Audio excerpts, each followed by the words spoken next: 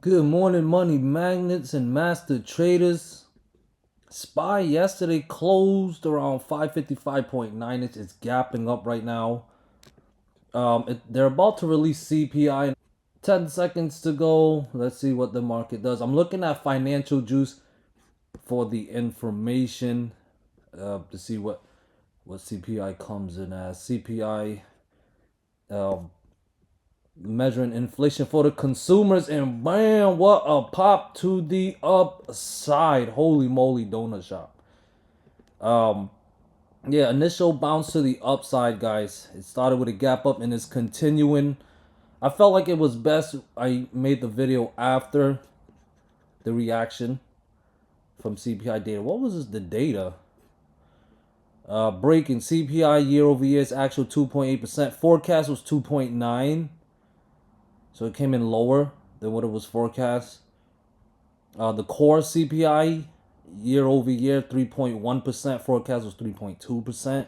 Initial reaction is a bounce, guys. All right. So now that we got the data out, now we can talk about the levels. Okay. Very important that it's gapping up, and it can continue to clear resistant level. There is a thing called gapping crabs. You guys know about the gapping crabs when the market gaps up and then when the market opens, it just drops back down to the downside. So we need to know the levels and setup so we know if the market's going to drop back down or up, and we'll be able to react to it in real time unbiasedly. All right. As you guys can see, it's gapping up on the initial reaction. If it is not a gap in crap, I have levels at 565 and the fib level 1.236 fib level at 566.4. Recapturing these levels will be your trigger for calls. If we clear those levels, 568 would be in play, 570 and 572. If bulls want to put in a bottom, it's not even guaranteed, but if bulls want to put in a bottom, it will start with the recapture of the 200 daily moving average. Remember, a lot of times when we get breakdowns of critical levels, back tests of resistance happen. All right, let me show you guys an example when we broke down the 50 daily moving average, right? Remember when we broke down the 50 daily moving average all the way back, this was back in February 24th. And look at what happened in the following days. We back tested the 50 daily moving average multiple times as a resistant before dropping to lower lows, okay? So when we lost the 200 daily moving average, we never back tested it as a resistant. So that's something to keep in mind. The 200 daily moving average is at 572-ish, okay? Well, we're still a ways away, all right? And if SPY wants to go test that 200 daily moving average for a back test from here, it's going to have to clear some more resistant levels. It's above 562, so 563.5, 565, and the critical one at 566.4. We clear it, maybe we can go fill the gap around 570-ish and hit that 200 daily moving average at 572. All right? But if this is a gap in crap, all right, watch out for those false breakout setups. If this is a gap in crap, you want to see support levels fail. Now, we lost the fib level of 560.8 on Monday. We currently gapping above that right now. So the support is at 562 and 560.8. Bears need to break that level down to avoid a relief bounce, okay? If we break those levels down, that this was a gap in crap, back to the downside we go. 559, 556.4, 555, and 552 would all be back in play. All right, this is not a bullish or a bearish video. This is a sheep video to cover both sides so that we can react in either scenario. All right, we clear 565, we clear 566.4. We can get a relief bounce to back test the 200 daily moving average. But if we fail to clear those resistant levels, we break down 562, we break down 560.8, we break down 559, then back to the downside we go, guys. Look to react. Now, Triple Q is flirting with the 1.5 Fibonacci level around 479-ish. All right, it's above it right now. If Triple Q wants that relief rally, it must stay above 479 to keep prices higher. 481, 42.5, and the fib level at 484. Above that, we can go for the gap fill around 487, and it's also a fib level at 490. All right. If 479 and 477 fails as support, if buyers fail to step up at these levels, then 475.5, 474.2, 475.5, 472, 4.2. Why am I getting that number wrong? 473, 471.6, and 470 would all be in play to the downside. All right, guys? 470 above it, bigger bounce is possible.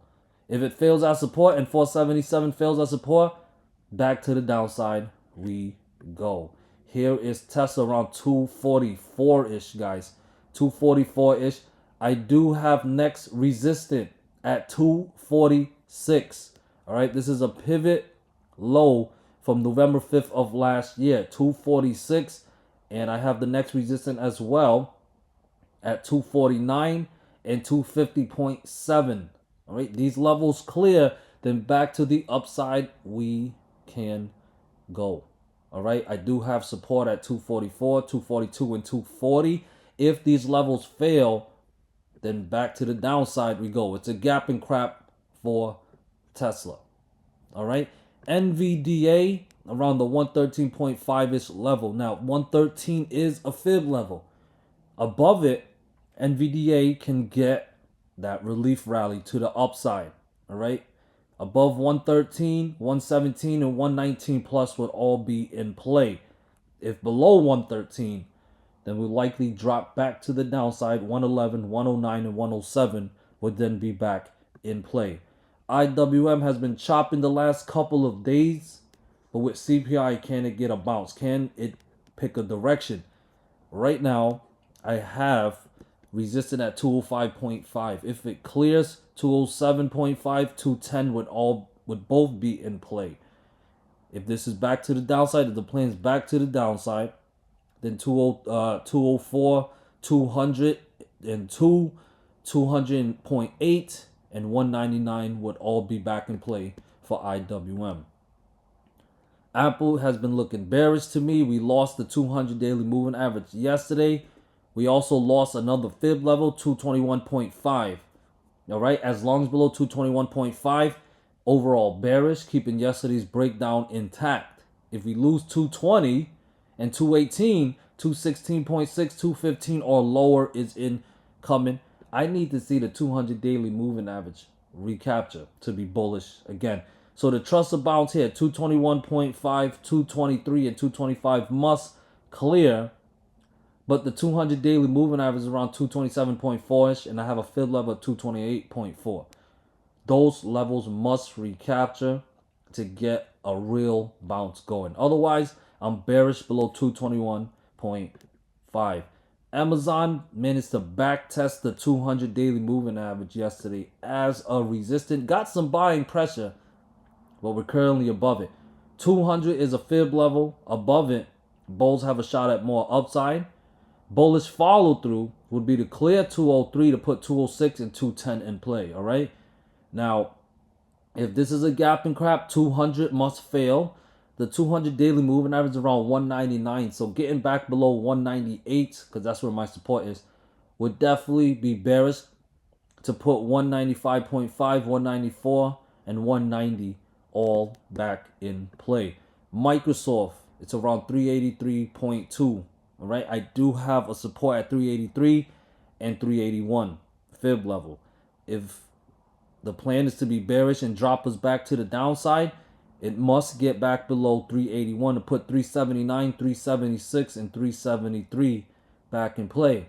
Now, if it can stay above 381 lowest, there's a chance we can get a bounce, but it would need to clear next resistance at 386 and the fib level at 387.5.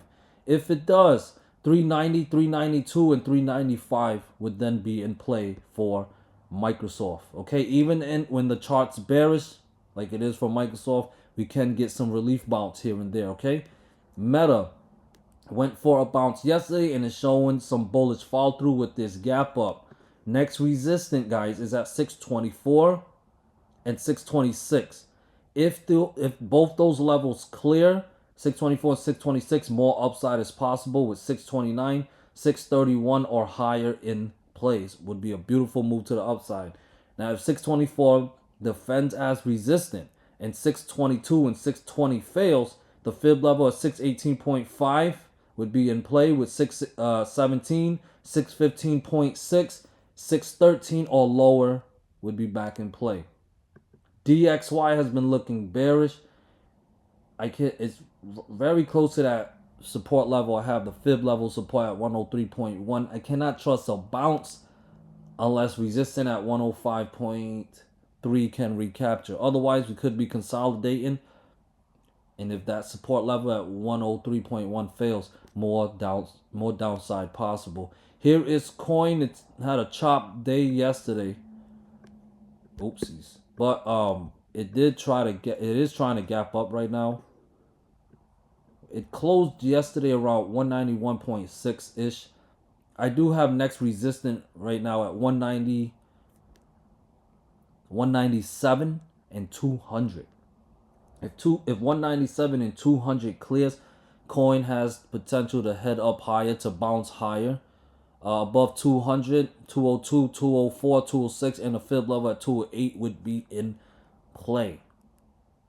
All right, guys. If we are to get a drop to the downside, supports at 195.5 and 194. If those levels fail, 192, 190, and 188.3 would be back in play. Below 188.3, I would be bearish on coin. Here is DXY. Oh, I covered DXY already. I actually wanted to cover one more ticker symbol. Not DXY. I covered that already. This is the RSP. All right. It's the S&P 500 Equal Weight ETF. It's another way for me to track the SPY. I like it. I have resistance at 173 and 174.5 to be bullish. Both those levels must clear. All right. To put 176, 177.6, and 180 in play. All right. If support at 173 and 171 fails, then more downside is possible. I would be very bearish below 173 and 171. All right, guys. Thank you guys so much. Look at that. It's already pulling back from the CPI. But you know what? We don't trade the news. We trade the price action. All right. Good luck today, money magnets. Let's get this money, guys. Let's attract this money. I like that even better. Let's attract this money and live our best life. Good luck today. Peace.